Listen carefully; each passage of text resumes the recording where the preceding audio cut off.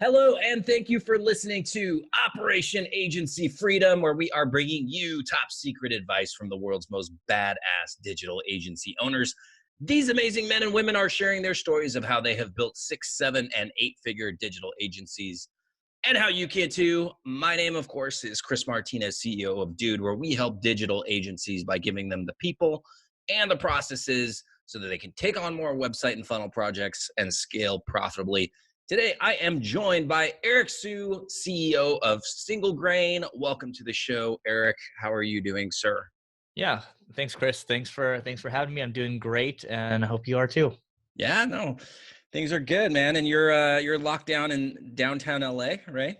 You were just Yeah, telling me that. yeah. I mean, the lockdown. I mean, when we're both wearing hats, we know we're pretty much locked down. So Well, maybe it's the same thing for you, but I haven't gotten a haircut in like over a month. So oh yeah, same here. It's getting pretty bad. So I yeah, I love wearing my hat anyways, yeah, so it's not a big deal. But all right, so let's get into our roundtable discussion. And it's funny because we had somebody on a few months ago, and he was a big poker player too, and he ended up, I think, making a bunch of money that he used to start his agency. I can't really remember the story, but you also were a huge poker player, and you said that you were playing poker for 14 hours a day. So what's that story? yeah. So I mean, back when Chris Moneymaker won the World Series in 2003, it kind of Yep. became a big thing in high school. And as a senior, I had nothing to do, and I was the worst. I usually start out being the worst at something. But going into college, I wasn't really interested in school, and I was intrigued by poker because I wanted with games, I always want to be, you want to compete, you want to be the best, Yeah. and so I just, for me being an economics major, for us, the school I went to, we would always go to this one tutor like a week or two before finals, and then he basically give us the answers, and we basically Nice. get an automatic B. So I had no incentive to go to class. That's my point. So yeah, I would play online poker. This is before the everything got shut down, and yeah, I'd play anywhere from 10 to 14 hours a day because it was really fun, and I got a lot better. I didn't make like millions of dollars or whatever. I probably made like, you know if I average it out, I probably made like 70 grand a year. And if you look at the hourly rate on that, it's actually not good at all. Um, But so, dude, 70 grand a but year when you're, 19 years old, that's a shit ton of money. Still yeah, a good but amount of money. it is. But like, it's to be the top 1% of the 1%. You got to take it to another level. And I wasn't that. I would say pretty good, but not world class. So like, did you learn from friends or like, was there a class that you took or did you have a mentor for poker? Or did you just, Yeah. how did you get good? Or So I studied a lot. I read the forums a lot. I read, you read the books and you realize that you can only read so much. You have to go out there and kind of experience. And then so what I would do is some funny stories. Oftentimes they give you like these poker sites. They give you like $25 to $50, and on 2 or 3 occasions, I took the $50 to 2,500, and I lost it all the next day. And then one time I took it from 50 to 15,000, and I lost it. And then I like went on tilt. I got really frustrated, and I opened a bunch of credit cards and dropped my credit score to 480. nice. So ran up to 15,000, and then I was down 20,000. In the next 2 days. So wouldn't learn my lessons, but that's I learned by getting a licking. That's what I'll say. Now, did your parents know that you were doing this and Hmm. ditching school basically? No, they didn't. They didn't really know. They knew that I liked poker. They knew that I liked computer games. So basically, in college, what I would do is I would play World of Warcraft and poker, Hmm. and then I would actually one time I actually came back to Arcadia, my hometown in California, and I stayed there for 30 days. And my parents never knew, and they're like a mile or two away. And my friends' parents basically took care of me. It was this is the weirdest thing ever. Wow. I mean, Yeah. how are you able to get away with that? Because I mean, we're not that different in age, and you were at UCSD in San Diego, same time as my brother, as what we were talking about earlier. But like, you didn't have like online courses, and they didn't take attendance, so I mean, you could get away with it. But Yeah. like, didn't you have tests or like a midterm or Yeah. a paper that?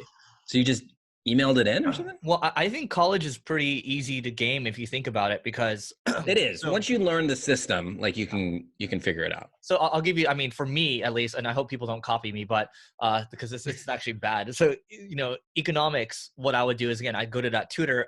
It'd be like all Asian kids going to the tutor. We Hmm. automatic guaranteed B, right? So we show up to the midterm, we'd have everything memorized, boom, automatic B. I Hmm. also had a history minor because I wanted to stay longer in college to play poker.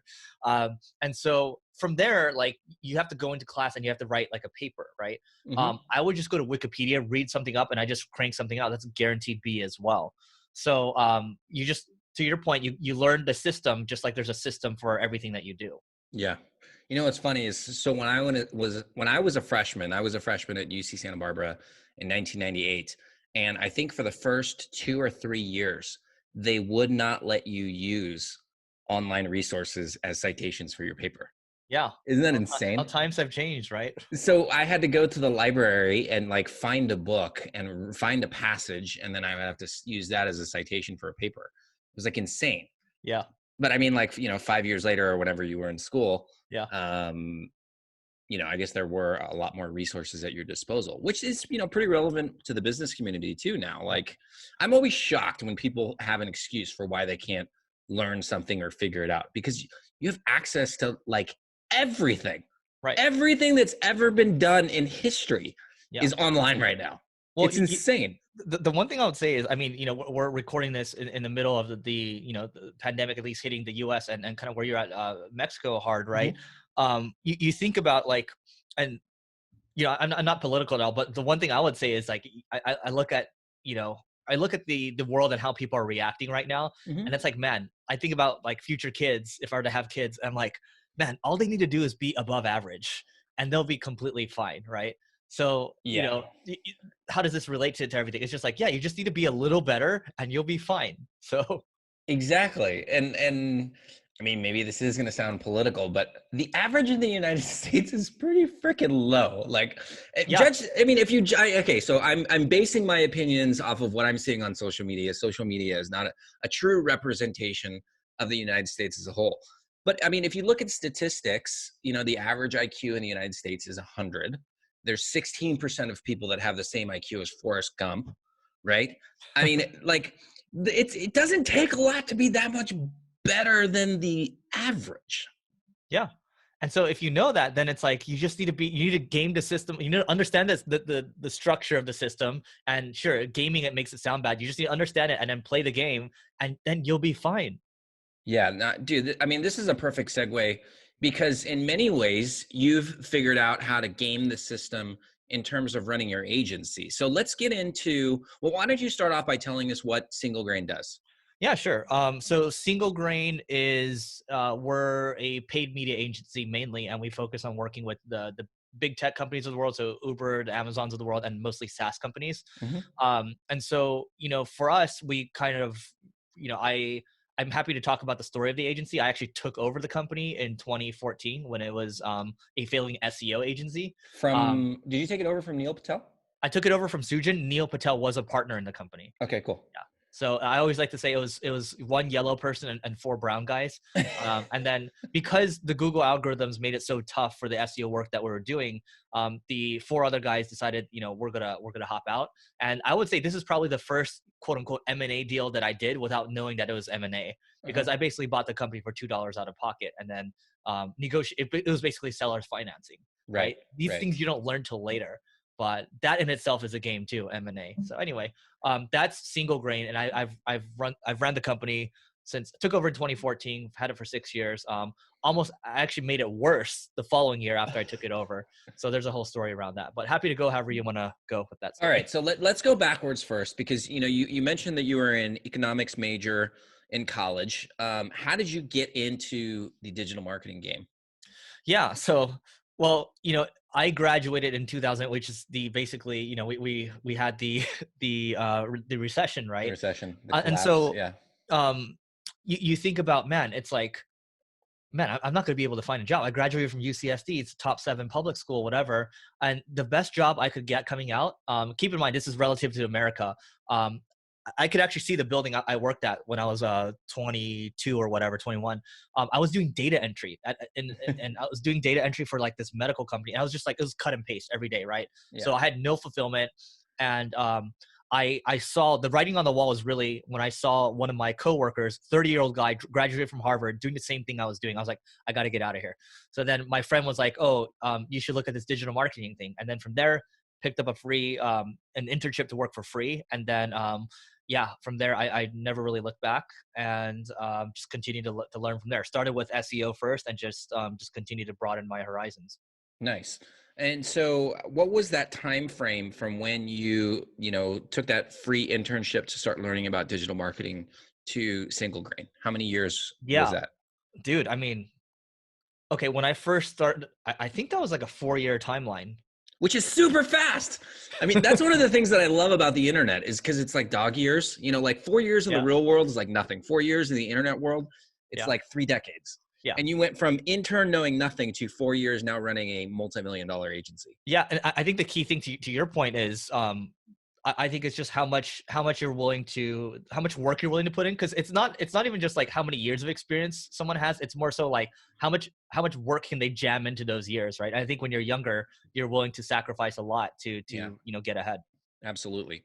Okay, so you mentioned that now you're running Single Grain. You took it over. You guys had to pivot to more of a paid media strategy, right? Because it started out as an SEO company. And like, did it take off right away when you made that pivot? Yeah. So what I would say is we tried to go from SEO to content marketing because it made sense, right? We didn't want to lay off a bunch of people. Yeah. So it's like, oh, okay, the next, secondary thing would be the pivot would be content marketing. That's an actual pivot. I think when you switch over to paid media, you're not even just pivoting anymore. When you think It's a about new basketball, company. yeah, Yeah. it's basically a brand new thing. Yeah. So it did not take off immediately. I mean, first year when I took over, like I said, we basically dropped all the way down to one employee. Um, and then so like um from there we were on life support, and I want to back up a second. So when I Sure. took over the company initially, we were only getting about 4,000 visits a month to our blog. Now Hmm. we're approaching about 300,000 visits a month, but I put a lot of effort into growing the traffic there. So that was kind of the long-term vision behind it. So I was doing that while trying to save this company that was on fire. It would take years and years to kind of realize the results from that. But going back to your question, I think when we think about switching from SEO to content marketing didn't work. And then what happened was we were referring the leads out, which was good money. We were getting good leads coming in because of the SEO efforts we're putting into our blog. Hmm. And we're getting like a 25 to 30% commission on those leads recurring, which is pretty good. Yeah. And from there, then I realized, I was like, man, these companies can't really retain the customers that long. So I was like, but do I really want to play this agency game again?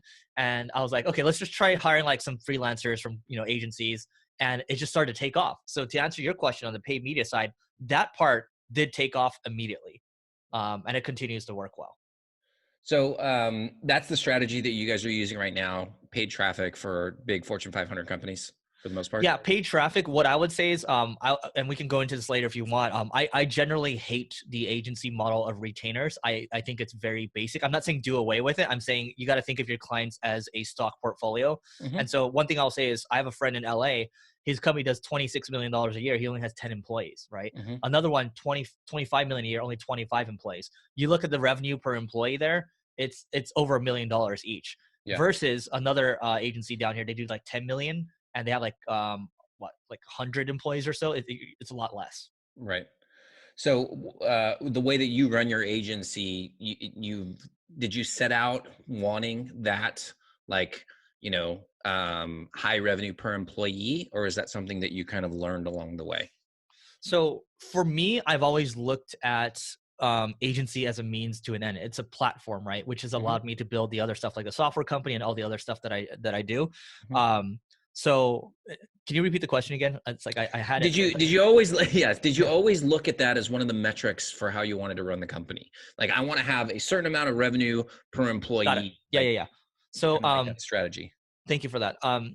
I would say I've always modeled it at, there's a company down here called Centerfield, and they do about Okay. $500 million and they have 300 employees or so. I think that comes out to about $1.4 million per employee. So I think if you're really good as a marketer, you should be charging on a pay for performance model, meaning like an affiliate model. Like, Chris, I drive you a sale, you pay me for the sale, or you pay me Hmm. for the lead. Yep.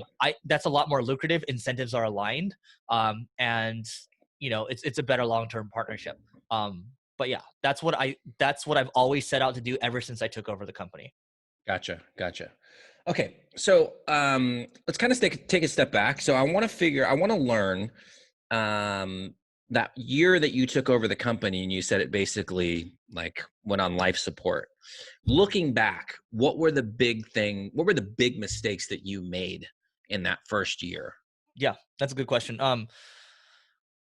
I think the biggest thing was I came from tech, and I thought that my poop didn't stink, right? By the way, the company We was still in San never Francisco. meet developers or tech people that think like that ever. And I thought, like, I know everything there is to do. What I what I took for granted, I had a great team, for the company the last company I was at, the team that Mhm. I managed, great rapport, right? I came into this company thinking I was a badass. And I was like, you know what, we're going to do things my way. I'm not going to build rapport with anybody. I'm just going to start cutting things. Like I cut people that have been with the company for a while. Didn't even think about severance. Okay. I basically didn't connect with the people. If I were to make it simple, I didn't connect with the people, and therefore people were not bought into me or whatever my vision was. Right. And that, I think, was the killer. Nice. So, how would you say now your company culture is, or like the lessons that you learned from that experience? How have you turned that around to create this amazing company that you have now? Yeah. So I've read a lot of books on culture. I've interviewed a lot of people too. So the nice thing about having a podcast is you get to learn for free from Yeah, a lot of absolutely. people, right? So I've learned from mentors. I've been in different groups. I think it's a lot of experience, learning from other people's experiences, and then also reading and listening. That's also other people's experiences. That has led me to where I am, and I realize what I'm good at and what I'm not good at, right? Because sometimes I can come off as a very, you know, I could have a lack of empathy, right? But Yes, you that's hire me. but you hire around people, you hire around those weaknesses, and it Yeah. makes it all okay. And then I'm just constantly thinking about how do I make sure the culture is the most important thing? How do I make sure the culture is taken care of? Mhm. Nothing else really matters, because especially in an agency type of world, I don't think it's particularly complex. I think if you have a good culture, everything else sorts itself out. Gotcha. Yeah. Okay, so your team, I think you said your team was around 35 people now, or maybe I read that. Yep. Okay. Um, like who are like the key people in your organization now that keep the ship moving forward, other than yourself? Yeah. So what I would say, and by the way, I'm out of the day to day, so I'm not as involved. But what I would say is, I'm trying to keep this practical for everyone. When I think about the moments where the biggest moments of change happen, this one was after I read the book Rocket Fuel, and it's about the concept of the visionary and the integrator. I Hmm. don't know if people talked about it. It seems you're familiar with it, but Yeah, I am. for the vast majority of us, 80% of people are visionaries, 20% are the integrators. It's very hard to find that integrator that will kind of be like your operations person, that will actually carry out whatever your vision is, because you are the visionary. You're here's a new idea all the time. You're getting lost all the time, right? So you that was a big moment for me, to bring on that integrator. I think the other thing I'll say too is, as soon as you can, think about how you can bring on, even a VA is fine, or an EA, but taking that stuff off your plate. It's just constantly you're playing a game of delegation when you can afford it. Yeah. So let's talk about the integrator role, because that's definitely somebody that's on my list of people to bring into my company. Yeah. What were the steps that you took to be able to find the integrator that you have now? I got lucky. What I would say is this: I had a job post up, and I use Workable, so as our applicant tracking system. I think you Hmm. can use like ZipRecruiter and post a bunch of job boards. Um, but for the integrator role, I made what I would say to make this practical for everyone. Have you read the book Who before? Who? Yeah. It's in my list of books on Audible, but no, I haven't read it yet. Great book. There's good templates. I mean, everyone can. I'm trying to make this practical. Everyone can Google Who scorecard template, Okay. WHO scorecard template, and you'll know. Not even just for hiring this integrator, you're gonna know. You're gonna basically map out exactly what you're looking for when you're talking to these people. You're gonna have a process to follow using the Who method, Hmm. and then you can methodically find that person. So what I basically did was, this person applied, and I ran them through there's a visionary integrator test that you can search online. You run them through it to verify that they actually are an integrator, and then I just have them go through a paid assignment. So I think for the vast majority of us, we're not going to have a big network to tap into. I think posting to job boards is completely fine. I think, scouring LinkedIn and reaching out to people, it's going to be a lot of hand-to-hand combat. And I think it took me 6 months to find this person. I was very, let's say, anal about who I wanted, right? I did not want to make any exceptions. I think you should never compromise with hiring, but especially for this one, you don't want to compromise. Yeah, absolutely. Cool, man. Well, I want to switch gears, just because in the agency world specifically, there's not a lot of ethnic diversity in the space. Like if you go to any conference, and I'm sure you've seen this before, there are very few minorities that are speaking at these conferences. Now, from what I've seen, the attendees are getting much more diverse. But when I started, nearly 10 years ago, it was predominantly a white audience. Why do you think, because my mom immigrated from Taiwan, my grandfather's from Mexico. Why do you think that there's a lack of ethnic diversity in terms of CEOs running digital marketing companies? Yeah. I think that's kind of hard for me to I'm trying to like pinpoint it to something right now. I think it's tough to say, right? I think also like us being in America, that's what we typically see. Yeah. That's the status quo, right? And right now I'm thinking about SaaStr, the big SaaS conference that usually happens once a year. They have a quota to meet diversity, right? In terms of like who the speakers are and everything. I think it's also kind of tough to say, oh, we need to have a quota, because that then knocks out that maybe might bring the quality down a little bit just to meet that quota, right? Of course. Honestly, what I would say is I think, it's a free market. I think, you're the leader of your company. I'm a minority. I don't really pay a lot of attention to it. And by the way, like I do feel like, when I'm in certain crowds, you can feel, when you are treated at the same level. But like, I'm just like, that's par for the course. That's the game, right? And, I'm going to rise above it or I'm not. I think you just have to, play the hand that you're dealt with. And it's just like, especially in blackjack, you're kind of just stuck with the hand, right? In poker, you can fold at least. But I think my point is, I'm not answering your question directly. I think it's it feels, at least for me, I just have to get over it, because I think there's no sense, getting upset over kind of, this is how it is. I mean, I could always have a choice to just go back to where like, all the Asian people are, all the yellow people are. But yeah, I'm happy with, I'm actually like, what I would encourage people to think, I think if you're a minority listen to this, is the having the underdog type of mentality, I think is a hack. So taking that negative and making it into a positive, that reframes how you think about it. And I think that'll take you further. Yeah. What's funny is that I ran an online summit a few weeks ago. And, I'm one where I notice these things, and I don't necessarily, I don't try to have a super negative attitude towards the lack of diversity. I don't think that anybody's trying to be malicious, right? I don't think that people are out there trying to like keep minorities out of these conferences by any stretch of the imagination. Right. I just think that, maybe they're just not conscious of it, and that's the way that it goes. So anyway, so I go to run my own online summit, and I've got, some pretty big names of people, we were talking about running a remote workforce basically. And I look at the schedule of speakers, and I'm like, oh my God, it's all white guys. And so like, here I am constantly trying to figure out, how do we fix this problem? And yet, for a lot of people, it's not necessarily a problem. But here I am trying to figure out, how do I solve this? And then before I know it, I'm right in there with everybody else. And by the way, I've done the same exact thing a couple of years ago too. I was like, holy crap, it's all white males. Yeah. Yeah. And what's interesting is usually it's white guys over 6 feet tall. I don't know. It's so weird.